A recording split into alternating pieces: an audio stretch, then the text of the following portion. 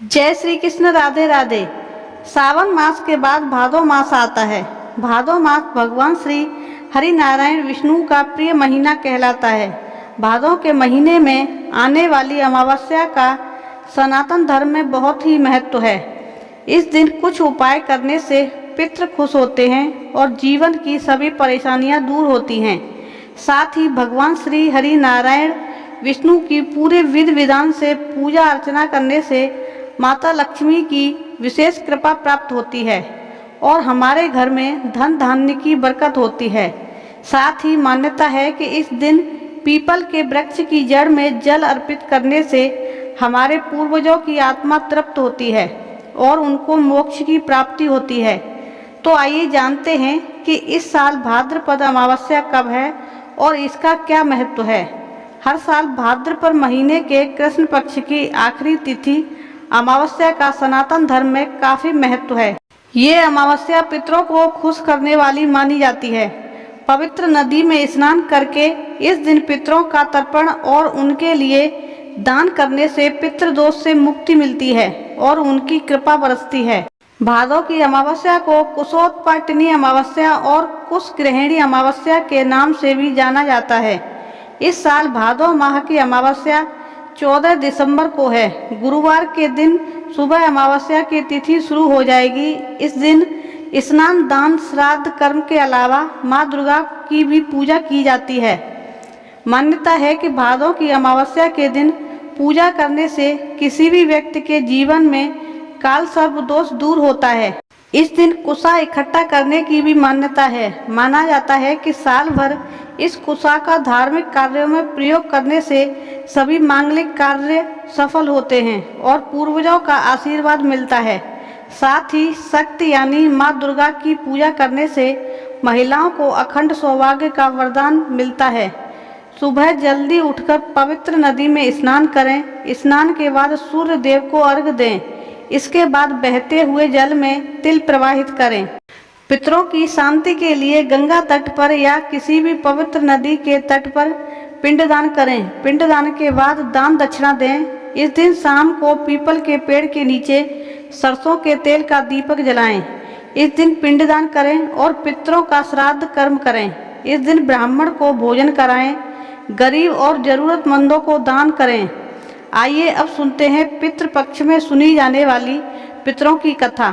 पितृपक्ष की पौराणिक कथा के अनुसार जोगे तथा भोगे दो भाई थे। दोनों अलग अलग रहते थे। जोगे धनी था और भोगे निर्धन था। दोनों में परस्पर बड़ा प्रेम था। जोगे की पत्नी को धन का अभिमान था, किंतु भोगे की पत्नी बड़ी सरल स्वभाव की थी।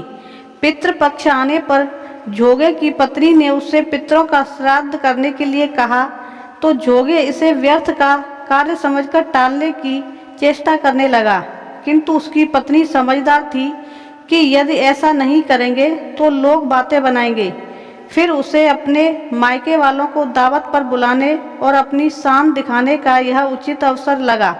अतः वह बोली, आप शायद मेरी परेशानी की वजह से ऐसा कह रहे हैं, किंतु इसमें मुझे कोई परेशानी नहीं होगी। मैं भोगे की पत्नी को बुला लूंगी, दोनों मिलकर सारा काम कर लेंगी।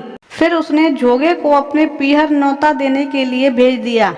दूसरे दिन उसके बुलाने पर भोगे की पत्नी सुबह सवेरे आकर काम में जुट गई। उसने रसोई तैयार की, अनेक पकवान बने, फिर सभी काम निपटा कर अपने घर आ गई। आखिर उसे भी तो अपने पितरों का श्राद्ध तर्पण करना था। इस अवसर पर न जोगे की पत्नी ने उसे रोका न वह रुकी। शीघ्र ही दोपहर हो गई। पितृ भूमि पर उतरे। जोगे भोगे के पितृ पहले जोगे के यहाँ गए तो क्या देखते हैं कि उसकी ससुराल वाले वहाँ भोजन पर जुटे हुए हैं। निराश होकर वह भोगे के यहाँ गए। वहाँ पर क्या था, मात्र पितृ के नाम पर केवल अग्यारी दे दी गई थी। पितरों ने उसकी राख चाटी और भूखे ही नदी के तट पर जा पहुँचे। थोड़ी देर में सारे पितृ इकट्ठा हो गए और अपने अपने यहाँ श्राद्धों की बड़ाई करने लगे। जोगे भोगे के पितरों ने भी अपनी आप बीती सुनाई। फिर वह चलने लगे। अगर जोगे समृद्ध होता तो शायद उन्हें भूखे न जाना पड़ता, मगर भोगे के घर में तो 2 वक्त की रोटी भी खाने को नहीं थी। यही सब सोचकर उन्हें भोगे पर दया आ गई। अचानक वे नाच नाच कर गाने लगे, भोगे के घर धन हो जाए, भोगे के घर धन हो जाए। शाम होने को हुई, भोगे के घर कुछ भी खाने को नहीं था। भोगे के बच्चों ने कहा, माँ हमें भूख लगी है। तब उन्हें टालने की वजह से भोगे की पत्नी ने कहा, जाओ आंगन में हांडी टंगी हुई है, उसे जाकर खोलो और जो कुछ भी मिले उसे मिल बांट कर खा लेना। बच्चे वहां पहुंचे तो क्या देखते हैं कि हांडी सोने की मोहरों से भरी पड़ी है। वे दोनों दौड़ते दौड़ते माँ के पास पहुंचे और उसे सारी बातें बताई। आंगन में आकर भोगे की पत्नी ने यह सब कुछ देखा तो वह भी हैरान रह गई। इस प्रकार पितरों के आशीर्वाद से भोगे भी धनी हो गया, मगर धन पाकर वह घमंडी नहीं हुआ। दूसरे साल पितरों का पक्ष आया। श्राद्ध के दिन भोगे के घर 56 प्रकार के व्यंजन बनाए, ब्राह्मणों को बुलाकर श्राद्ध किया, भोजन कराया, दक्षिणा दी।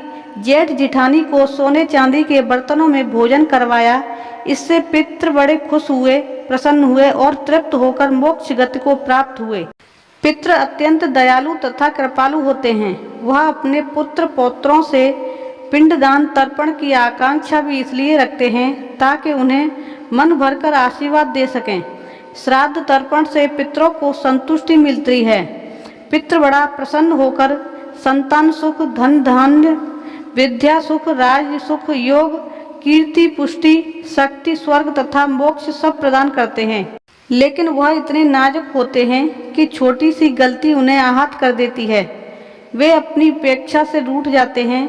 अगर वे देखते रहें कि उनके वंशज सामाजिक बुराई में लगे हैं, वैर, क्रोध, नशा या शब्द से वह कुपित हो जाते हैं और श्राप देकर जाते हैं। अतः ध्यान रखें कि ऐसा कोई काम न करें जो उन्हें दुखी करे।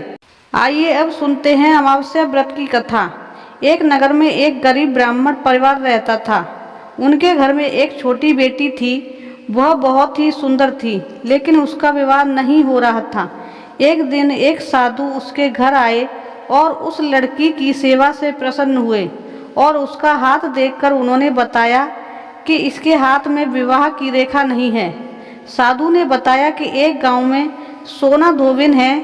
यदि वह उसकी सेवा करे और वह उसके विवाह के समय अपनी मांग का सिंदूर इस बेटी को लगा दे तो इसका वैधव्य दूर हो जाएगा।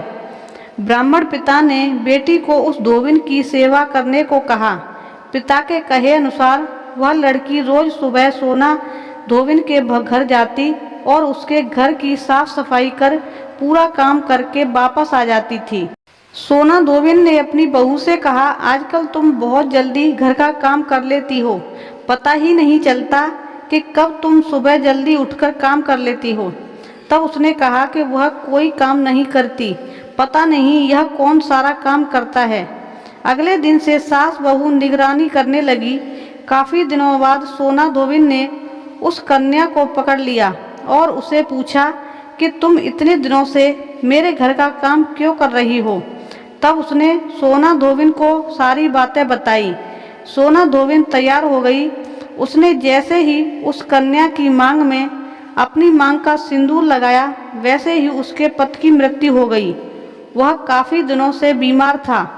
ब्राह्मण परिवार के घर से लौटते समय सोना धोबिन ने रास्ते में पीपल के पेड़ को 108 ईंटों के टुकड़े से भावरे दी और 108 बार परिक्रमा की।